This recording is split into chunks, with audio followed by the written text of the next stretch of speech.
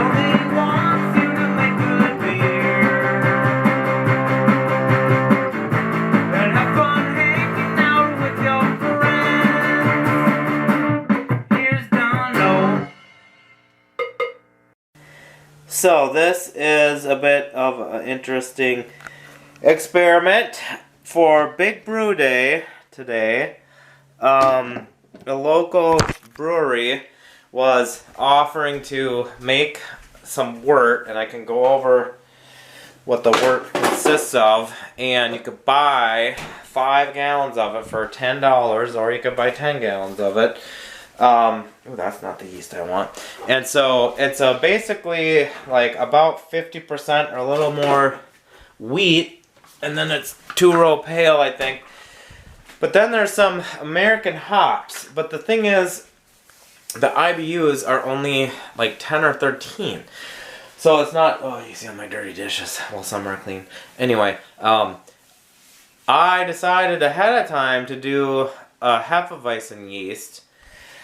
But then I found out that it has these American hops. Here's the wort. It's about 1046.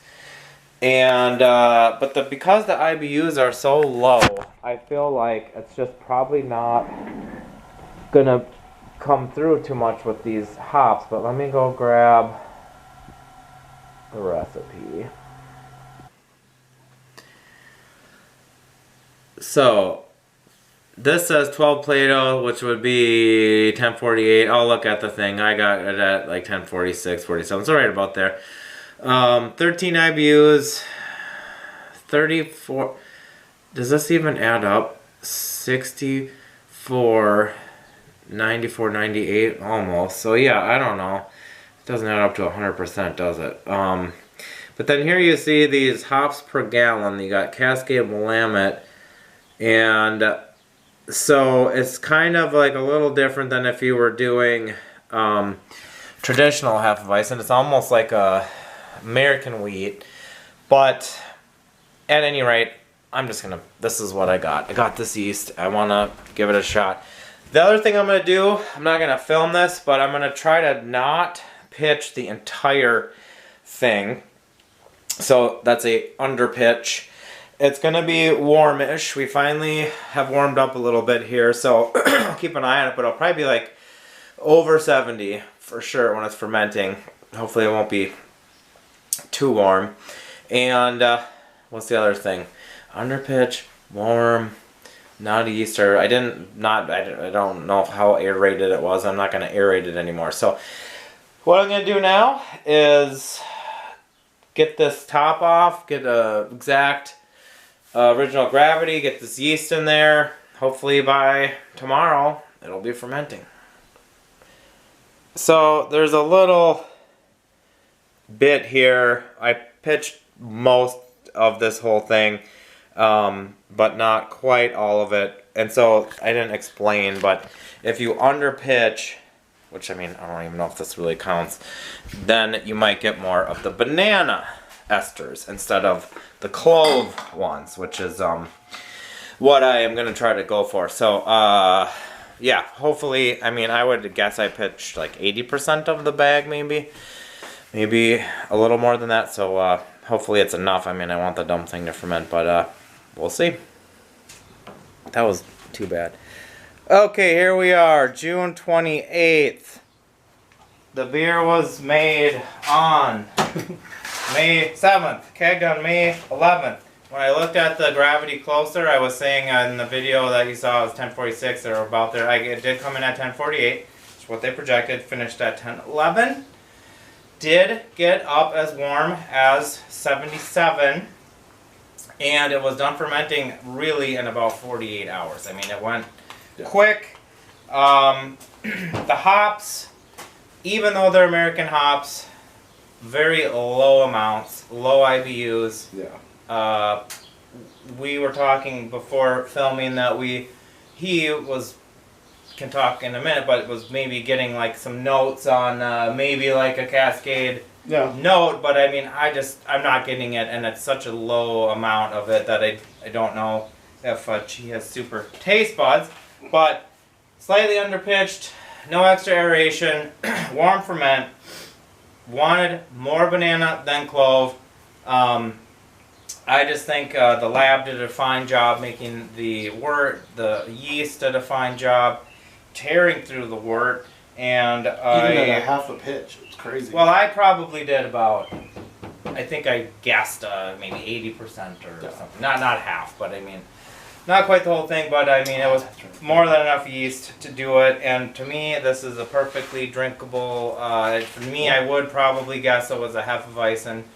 The yeast just kind of has the character. Undeniable, unique character. Yeah. I don't think it's, earlier on it might have had a tiny bit of an egginess, but that's pretty common with this type of yeast, and it will go away with time. Michael Dawson told me that one time when I was slightly irritated at this Hefeweizen that I made, and he ended up being right first time for everything. But my version from this, as you noted when we drank it a month plus ago, also kicked up that sulfury, but it's died down. okay.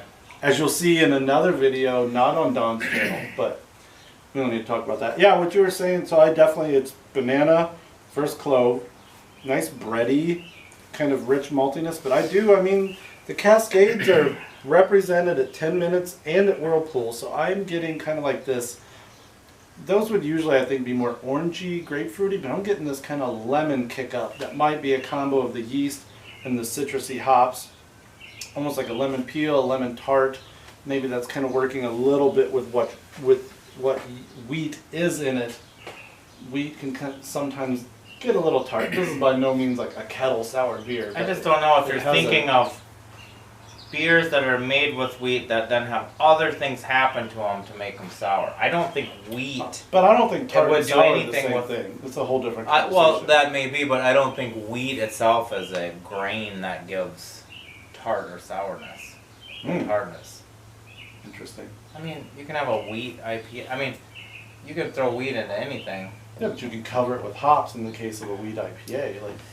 My I don't point know, is, what do you I think? often Do you get think- kind of a sourdoughy tartness from Oh, beers that are sourdough. super. But this also isn't flaked wheat. No, it's white wheat. Yeah, a little And then- purified. So Well, that's what I'm tasting. no, you're not. Okay. No. I don't think of wheat as an ingredient now when you said sourdough, you're at least putting it into a bready category that Right. is like I think of more of a typical when you think of sour or tart. I think of like either with raspberries or lactobacillus or something doing that type of thing. But at any rate, I mean, I don't know that this is not the banana bomb that I once had years ago at Rock Bottom, brewed by Todd Howe, and it was the biggest. Oh, is that the banana way tasting with a lot of this? I mean, it kind of is. You are It even had a fun Yep. Hefeweizen. That's what it was. That's what it was called. And I talked to him about it at that time, all those years ago. I mean, that was so long ago, and I don't remember that we talked like tips or tricks, but he did just. Huh. And it might have even been like That's somewhat funny of an that we both have accident. I what don't we're know. chasing. I'm chasing New Glarus Bubbler. You're chasing Hefeweizen. I The don't shame know of if it is chasing we could hit up Todd Howe and probably get Yeah. the recipe. No, Anywho. no more NDA for that Yeah, that's job. Yeah. Well, I don't know. Anyway, yeah, this is a nice, yummy beer. We're gonna drink in the Chop and Brew video that will hopefully come out sometime. His version right now, next to my version, and you can check that out. In the meantime, I've got a summer IPL video on the way. That beer is coming along nicely in the keg. And then, what did I just brew? I just brewed a New Zealand Blonde, is what I'm calling with that. Capri. Yep, with Imperial Capri. So keep watching. I know I haven't been putting out as many videos. I've been a little bit brewing, a little bit slower, but Summer, still biking, brewing, doing a lot of kids. biking, Woo. camping. All right, thanks for watching. Exhausting. Catch you later. And this time we recorded. This time we pressed record.